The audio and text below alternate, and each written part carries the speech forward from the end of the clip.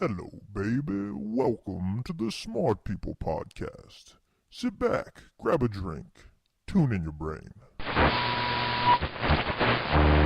Ask not what your country can do for you. This nation will rise up. One giant leap for mankind. 760.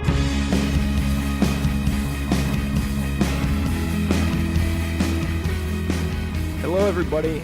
Welcome to Smart People Podcast. I'm Chris Stemp. And I'm John Rojas. This week is awesome. I'm not going to lie. This is a good one. What'd you think about it, John?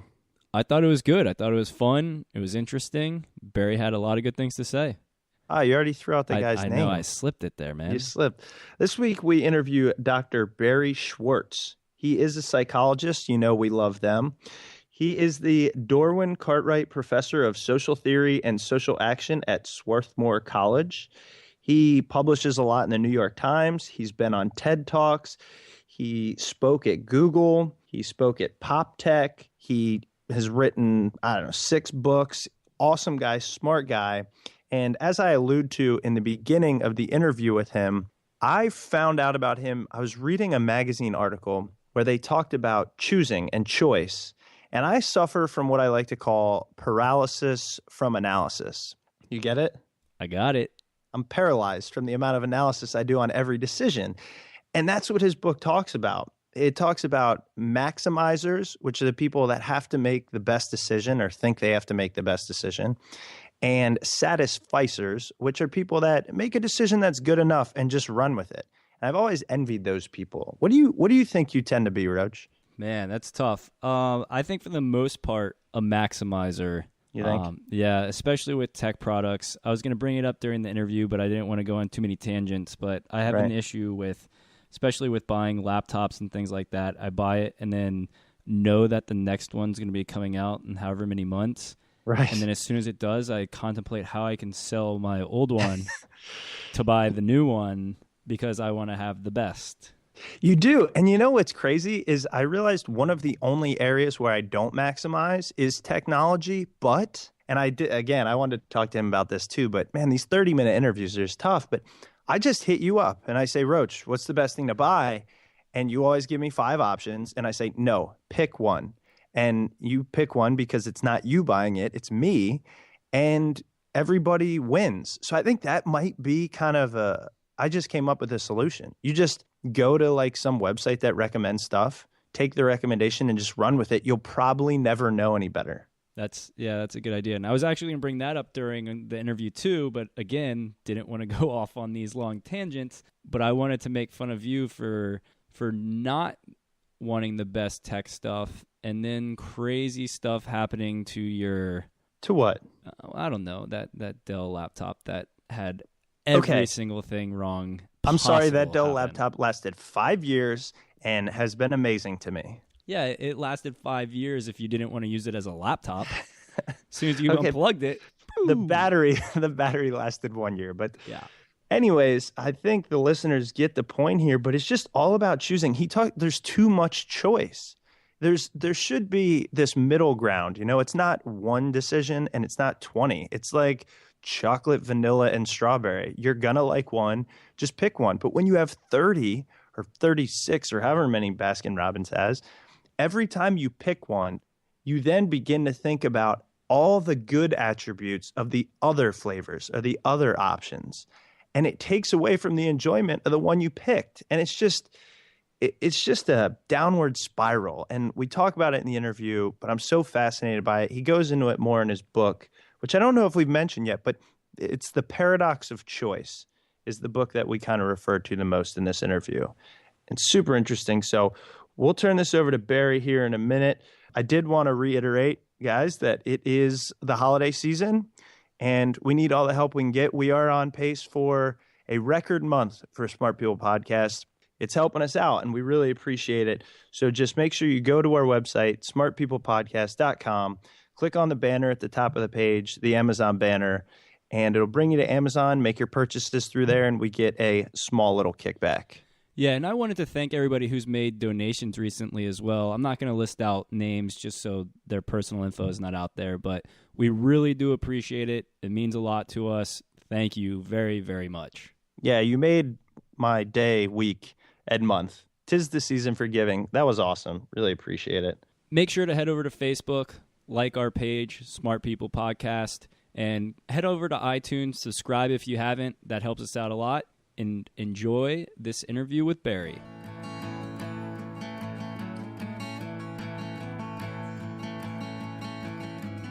I kind of want to jump right into it. I was reading a magazine article, and somebody mentioned your name in your book, and they briefly described maximizers versus satisficers.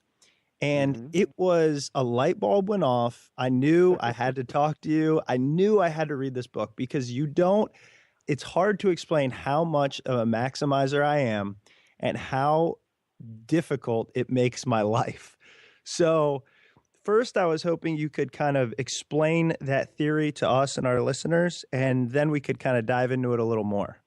Sure. So the critical distinction is that if you're a maximizer, then only the best will do. You want the best cell phone plan, the best place to go on vacation, the best job, the best house, et cetera, et cetera. And it's nice to have very high standards, but the problem that it creates for people, especially in the modern world, is that when there are so many options, finding the best is a total nightmare. You can't look at all the options, and so eventually you either you don't pick at all or you pick something, but you're convinced that if you'd looked longer, you'd have done better. A satisficer, in contrast, is looking for a good enough option, a good enough phone plan, vacation, job, and so on. And you can have high standards, but you don't need the best. And the benefit of that is that you don't need to look at every option. You just look at options until you find one that meets your standards, whatever they are, and you choose it. So it is less stressful to choose. It's less defeating to choose. And what we find is that people who we can identify as satisficers actually are more optimistic, happier about their lives, happier about themselves. They seem generally in much better psychological shape than people who are out for the best. I'm sorry you're in the latter category. Me too. I just, is there something that lends itself to making you more of a maximizer? I mean, I kind of was always raised on the idea that, the world is your oyster and you can do anything you want. And sometimes I wonder if that's kind of bad advice. Well, I think it is bad advice. And parents do it, of course, only with the best interest of their kids in mind. And people who teach at institutions like the one I teach at, teaching extremely talented, hardworking students, continue. We tell students, you can do everything. You can do whatever you want to do. We'll make it easy for you. And at some point, the world intervenes and says, no, you can't do everything. You can only do some things, and you got to pick a door to walk through. And you hear all these other doors slamming shut. And it's really a terrifying prospect. So I don't think we do people a favor by giving them the sense that everything is possible. But we don't know where this comes from. I mean, there's simply no research on how this sort of standards of decision-making develop in kids. Yeah, but because it seems natural to assume that somehow you get it from your parents, but there are plenty of people where, like one sibling will be a total satisficer and another one will be a total maximizer, and they have the same parents, and you just walk away scratching your head and wonder where the hell did that come from? Right. That's a good point. One thing I noticed is the people who follow in their parents' footsteps, do what their dad did and then their dad did and things like that, oftentimes, in my opinion at least, seem extremely happy. And I joke with my dad, he's a pilot, and sometimes I just say, Dad, why didn't you just say, be a pilot? That's all you can be. That's all you're going to be. Because I'm sure I would have been happy with it. Well, the problem, of course, is that when your parents tell you be a pilot, you can be sure that the one thing on earth you're not going to be is that. That's a really good point. The trick is to find a way to communicate that without coming right out and saying it. Right. But, it's an interesting question whether, and I don't know whether there is any systematic evidence that people who in some sense follow in their parents' footsteps are more satisfied with their lives. It's quite possible. And it's not just about careers. The question is, the people who live roughly in the communities where they grew up, are they happier than people who wander around, looking for the best, most exciting place to live? There are lots of possible avenues for research that would follow up on your intuition, but as far as I know, none of it has been done. I read this really interesting study a long time ago that maybe has made my life easier, and it was about how people got to decide whether, you might know it better than me, but whether they eat the same thing at a restaurant, their favorite restaurant, or they choose in advance if they sample something different every time. And in the end, it turned out that people that ate the same thing they know they enjoyed were happier than the people who tried something different each time. Have you ever heard of that study? I have not heard of that study, but it seems to me to be perfectly plausible. I myself, it's sort of embarrassing. First of all, I live in the heart of a downtown part of the city, so there are a million restaurants within a few blocks of where I live. My wife and I go to the same small number of places that we like. And when I go there, especially me, my wife is less true of, I always order the same damn things. So, people ask me, well, is this good? Is this good? Is this good? And I say, well, actually, I don't know. Yeah, see, that's the way to do it, in my opinion. Maybe, but the world is, there are all these wonderful experiences out there in the world that people like me don't even try. And some of them may turn out to be terrible, but some of them really might be wonderful. While we're on this kind of subject of choices and everything, I think it was in your TED Talk that I saw one thing really, really jumped out at me, and it was about opportunity cost, the way you described opportunity cost. And I'd like you to go more into it, but I just want to make sure you cover the point about how when we know there are other options available, it's easier for us to see what would have been better in those other options, but not what would have been worse. One of the problems that we have in living in a world with so many options is that most of the decisions we make, especially the important ones, there are going to be multiple dimensions that matter to us, and it's extremely unlikely that we're going to find something that's the best in every way. So when you're choosing a vacation, you may have to make a trade-off between being able to, have gorgeous weather and being exposed to wonderful culture, eating in great restaurants and being able to hike in mountains. There's no one place that has it all. And the problem is that when you choose a place, even if you choose the right place, you can spend your time at that place thinking about all the wonderful things that you passed up in other places. So life is trade-offs. Trade-offs are inevitable. And if you spend your time doing one thing, thinking about all that you have traded off and the other things, you're going to end up pretty miserable with what you've chosen, even if you've chosen the right thing. And the same thing is true when it comes to choosing a job, right? There's location, there are the colleagues, there's how interesting the work itself is, the opportunities for advancement, the salary. Again, it's extremely unlikely that there's going to be one job that's the best in every way. But the more jobs you consider, the more salient will be all the things that you have passed up in the jobs you didn't take. Now, nowadays, with jobs so hard to come by, people probably feel lucky to have any job. But, things weren't that way 5 years ago, and presumably someday things will go back to being somewhat less precarious, and people will find themselves with choices among jobs. And we did a study of college seniors looking for jobs, and we found that maximizers got better jobs than satisficers did, and they felt worse. Wow, that's pretty interesting. And I wanted to step along those lines too and ask you, one of the things that you say for making good decisions is to identify your goal or goals. And do you think that people either have too broad of goals or a specific goal in mind, especially for the maximizers? What do you tend to see in terms of their goals? Well, I think what most people do is they will identify one or two things they care about. I mean, think about buying a car. Let's say you care about fuel efficiency and you care about reliability. Those are the things that matter most to you. The other stuff, you don't know what you think. So what you'll do is you'll say, okay, I want a high mileage car, a fuel efficient car that doesn't break down. And I'll go and look at cars like that and let what's available in the marketplace tell me how I feel about other things, like the nature of the upholstery, the styling, the sound system, and so on.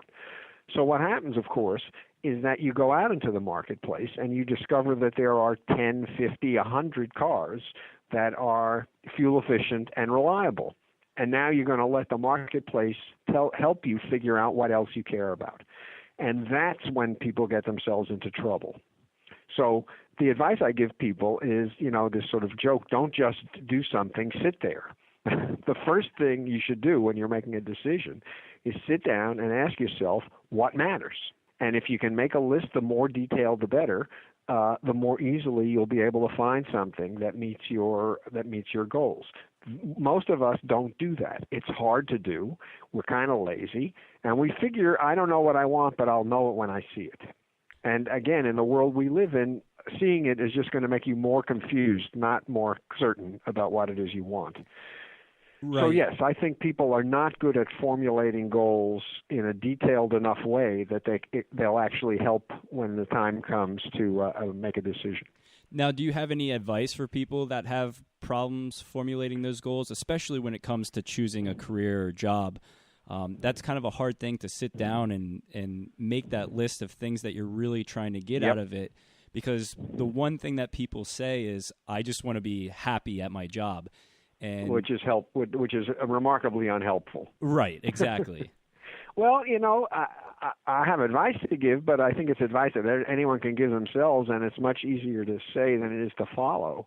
And that is to make sure that you keep the main thing the main thing. It's not enough to list all of the things that will be nice in a job, because you're not going to find a job that has all those things. So the question is, what's most important to you? And you have to be willing to go or reduce the set of possibilities so that everyone in every possibility in the set gives you what's most important to you. And after that, you can just sort of use the other features of jobs as tiebreakers. So if it's really important to you to stay close to your family, you have a very close family, you don't want to be half a country away, so you decide, I'm going to look for a job that's in the New York metropolitan area. Now, that doesn't restrict the choice set all that much, but it certainly is a narrower choice set than if you're looking anywhere in the country or anywhere in the world. So people have to ask themselves what's most important and then act in a way that's consistent with the values that they've articulated. As I say, this is obvious. Everyone knows this, but people tend not to do it. Yeah, I like what you were saying about the fact pick one and then kind of let the other things happen. And I know we keep harping on the job thing, but that's kind of what sparked this podcast, was just trying to figure out the path in life and everything. So in terms of this conversation, it really makes a lot of sense. I don't know. I go back to the quote that a luxury once tasted becomes necessity, and I feel like when you have a good thing going and then it goes away, you reminisce about the good times, only the good things, and you want that back, but you can't really get it. You know what I mean? Well, you said a couple of things in there that are all true. One is that losses really hurt. So if you have something and it gets taken away, that's much more painful than never having had it for most of us. And I think we make lots of decisions in life with an eye toward avoiding that feeling. The other thing is, I don't think it's quite true that luxury once tasted becomes necessity, but it's certainly true that luxury after a while becomes necessity. Okay, so good. The trick, I think, and I actually say this in my book, the trick is to make really extraordinary experiences rare.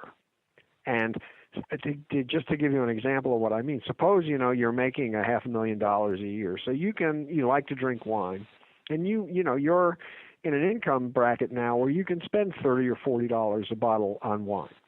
What's going to happen after a while is that the $30 or $40 bottle of wine is going to taste just like the $8 wine tasted when you were getting your MBA. So you're now spending 10 times as much, but you're not getting any more satisfaction than you did as a graduate student.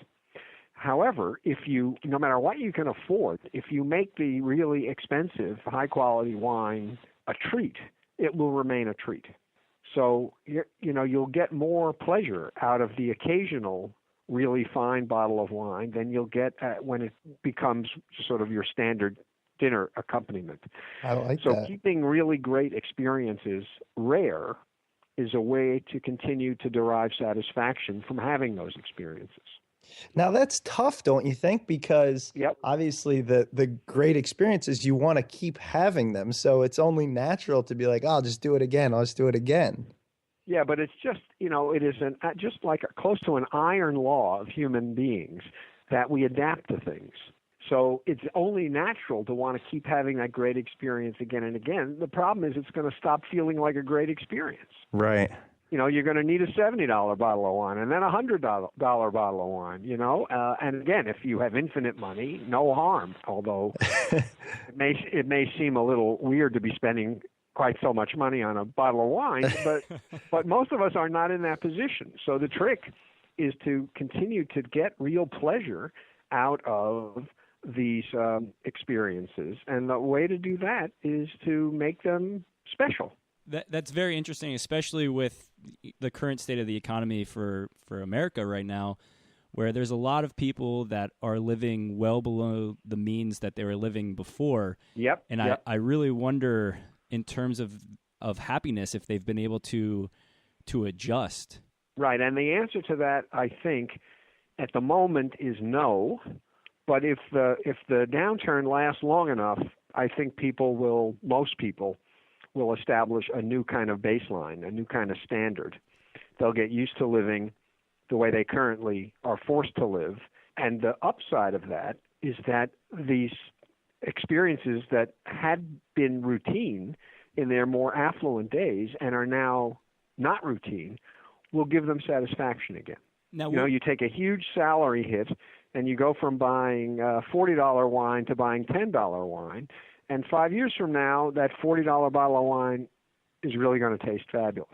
What is your estimation in terms of time, how long this takes for somebody to reach that point? Don't know the answer to that, and I don't think that it's simply as a matter of individual psychology. No one is willing to say, none of the political leaders in this society are willing to say that this is the new normal. So we are being encouraged to think about the downturn as temporary, as something from which we will recover.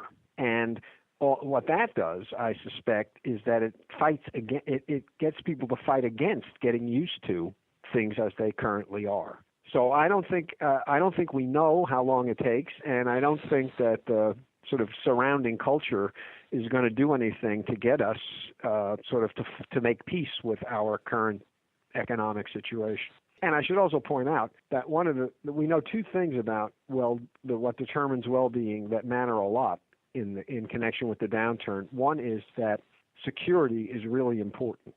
And quite apart from the drop in standard of living, what has been threatened in the last few years for a lot of people is their sense of security, of predictability, that the big things in the future will be taken care of.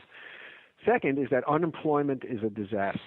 It's a cycle, apart from the financial consequences, it's a psychological disaster to lose your job. It's something people really don't recover from for a long, long time.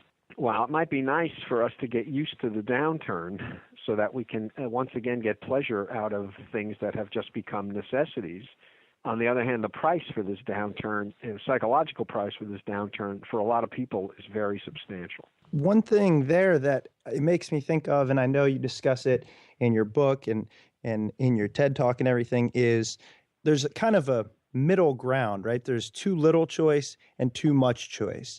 And in this same idea that we've been talking about of overindulgence versus, underindulgence, I kind of compare it to 3 years ago, I was driving like a $30,000 car. Now I'm driving about a $3 car. And as nice as it would be to say, oh, I'm cool with the car I drive now. I'm not, but I won't mind driving, somewhere in the middle, just a Civic or something in the future, So kind of talk about that middle ground area, I guess. Right. Well, we don't know what the middle ground is for people, but what we do know is that what we define as the middle ground, each of us, has a lot to do with the way in which we anchor our valuations. So if you're driving a Heap right now, a car that a few years ago you would have been caught dead in, is now going to seem extravagant. Exactly. And so the middle ground is going to be a Civic, but a few years ago the middle ground might have been a Lexus. So middle ground keeps moving, and each of us, as a society, we are not prepared to say, well, people need this, but they don't need that. So if they want that, that's their problem. We seem much more inclined to let each citizen decide for him or herself what's valuable and how valuable. That's why we like the market so much. Right. I don't mean the stock market. I mean the general market. Right. It's a way to let everybody get what they want, what they think is important. And we tend to be unwilling to look at somebody else and say, oh, your values are just completely misplaced. That's not worth value as you're giving it, you're superficial, you're trivial, blah, blah, blah. We may think those thoughts, but we tend not to say them out loud. So there's no official idea in this country about what the middle ground is. And I think it would help a lot if there were. Right. But I don't exactly know how to get a public conversation started about how much is enough. Yeah, the marketing gurus of the world wouldn't enjoy that. That's right, and that's the other problem. Even if we got a conversation started, you've got I don't know how many billions of dollars a year spent trying to convince us that whatever we think is enough isn't. I have to dedicate some time to this, and then we'll let you go. I know you got places to be, but in the final chapter of your book, you suggest some possible coping strategies, and I know we've kind of talked about them in terms of have the luxuries come, fewer and far between, and setting goals. I need any amount of advice that you could possibly give to kind of move from maximizer to satisficer, to look for things that will do rather than the perfect thing. I need the golden nugget right here. Yep. Well, the only advice that I have to give on that score is that nobody that I've ever met is a maximizer about everything. And what that means is that you are already satisficing when it comes to some decisions that you make. That's true. You may buy the store brand paper towels. Mm-hmm. You don't give it a thought, whatever it is. So you already know how to satisfice. And the trick is simply to take a skill, a decision-making style that you already have, and apply it in other areas of your life where you currently don't apply it. And the reason why this is important is that it is usually substantially harder to learn how to do a new thing than it is to transfer a skill you've already got to a new area. So everybody knows how to do it. Everyone knows how to settle for good enough. And the challenge is simply to scrutinize the parts of your life where good enough does the trick, and then use the strategies that you use in those areas of your life in other areas of your life where you torture yourself. Right. Now, I don't want to make it seem like this is trivially easy to do. It isn't.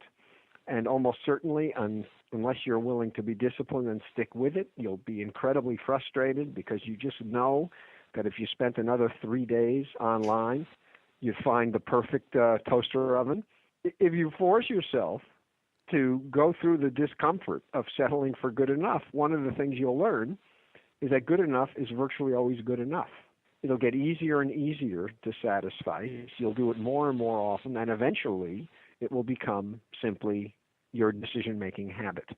So, again, I don't know that this advice will be helpful to people, but I would say the trick is to scrutinize the decisions that you make where good enough is all you're looking for, and then use that strategy in other areas of your life.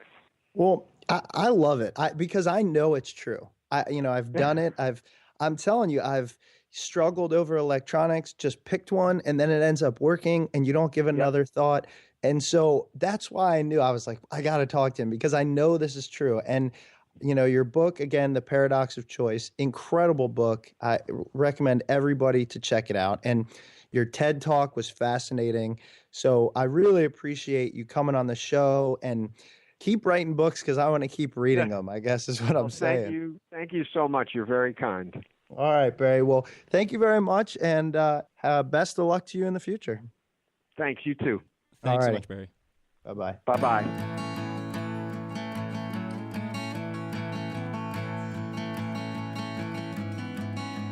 Welcome back, everyone. Hope you guys enjoyed that interview. I know Chris and I both thoroughly enjoyed it. It was awesome. It was awesome. I just wanted to let you guys know that next week we are going to be taking a little holiday vacation, and we won't be releasing an episode on Saturday, but we might try to squeeze something in there, either on the site, Twitter, or something like that, just to stay in touch with you guys. But, you know, look forward to something coming out the week after the holidays. Yeah, let's do something on the site. It'll be good. We'll do something. There was one thing I wanted to kind of discuss with you real quick. I know it's the outro. Who knows who even listens to the outro, but I want to encourage you guys to check out Barry on his TED Talk. It might be kind of redundant. I don't know. It's up to you, depending on how much you enjoyed it. But there's one thing he goes into, and he says, he gives this example of when parents go to a soccer game these days. They have their cell phone on one hip, their BlackBerry on one hip, their laptop in their lap. And now you have all of these choices on what you're going to do while you're at this soccer game. So are you going to watch your child play soccer? Are you going to talk on the phone, check your email on your BlackBerry, do work on your laptop? So no longer are you free to just enjoy. You have to make decisions while you're not even trying to make decisions. You see what I'm saying? Like every second of the day, you're deciding whether you want to do work, because you can do that now. You watch TV, you want to read, you want to go for a walk, do you want to eat healthier? I mean, it's a little too much. I completely agree. It really is annoying, especially with the work aspect. You know, you see people go on vacation and they take their laptop, they take their BlackBerry, and they're still able to do work. So you're constantly faced with that decision of, should I respond to this email just so I have a little bit less work when I get back? And then, you know, you don't get to really enjoy what you're doing in the moment. Yeah, and what he talks about in his book and in that talk is that even when you make a decision, so you decide, okay, I'm on vacation, I'm not going to do work, you think about the option of doing work, even though you've already decided it. So there's no escaping it. Oh, yeah.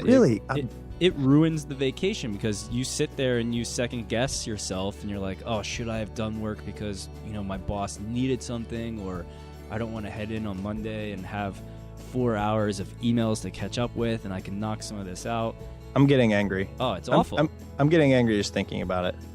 Anyways, all right. Well, everyone, I hope you enjoyed it. I hope you learned a little something. Make sure to use our Amazon widget. And even more importantly, we really need you guys to go on iTunes and rate us, leave a comment. It helps us with the rankings. It really helps us out in terms of just getting our podcast out there, trying to get more listeners, just trying to spread the love a little bit. So if you could do that, iTunes, rate us, you know, the star thing, and a comment, just a quick comment. Really, really appreciate it. It could be our Christmas present. So thanks for listening. We will be skipping next week, as John mentioned, but keep an eye out for something coming out. I was going to say, a cheap gift for somebody is giving them, you know, maybe a CD or USB stick with a couple of our episodes on it. Have them check it out, see if they like it. You know, they might like you more. I like it. Nice. Goodbye. Goodbye, Christopher.